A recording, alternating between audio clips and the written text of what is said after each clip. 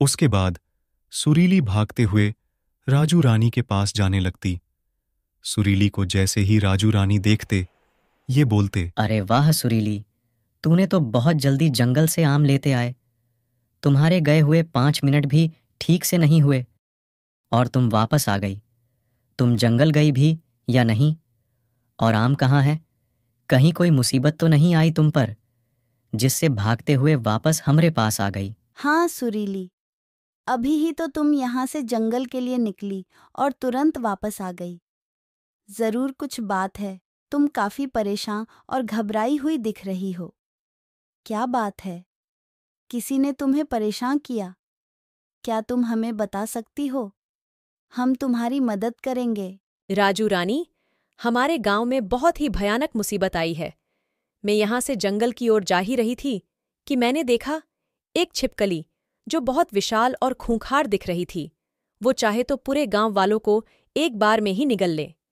मैंने जैसे ही उसे देखा, मेरी हालत खराब हो गई। फिर मैं वहां से भागते हुए तुम्हारे पास आ गई।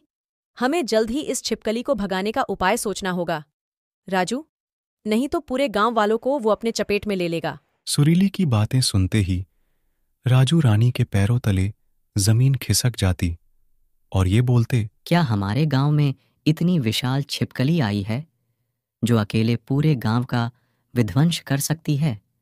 हमें जल्द ही इसका कोई उपाय निकालना होगा, नहीं तो अनर्थ हो जाएगा।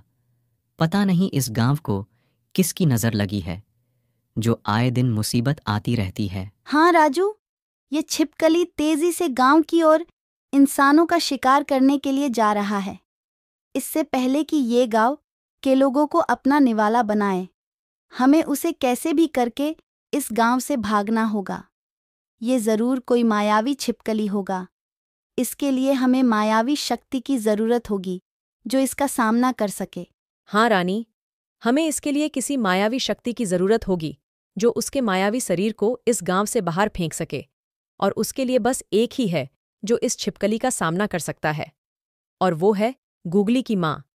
जिस गूगली को तुम लोगों ने बचाया था, हम उनसे मदद मांगेंगे तो वो हमारी मदद जरूर करेगी। उसके बाद राजू रानी और सुरीली गूगली की माँ को मदद के लिए बुलाने लगते। रंभा, हमारे गांव में बहुत ही भयानक और खूंखार छिपकली घुस आई है और तेजी से लोगों का शिकार करने गांव के अंदर जा रही है। हमें आपकी सहायता चाहिए। आप हमें इस आदमखोर छिपकली से पूरे गांव को बचाइए। राजू जैसे ही इतना बोलता, रंभा तुरंत राजू रानी के पास आ जाती और बोलती, क्या इस गांव में आदमखोर छिपकली लोगों का शिकार करने गांव के अंदर जा रही है? राजू रानी, तुम लोग ने मेरी गूगली को मुझसे मिलाया था, ये मैं कभी नहीं भूलूंगी। मेरे रहते वो इस गांव के किसी भी इंसान का बाल भी बांका नहीं कर पाएगा।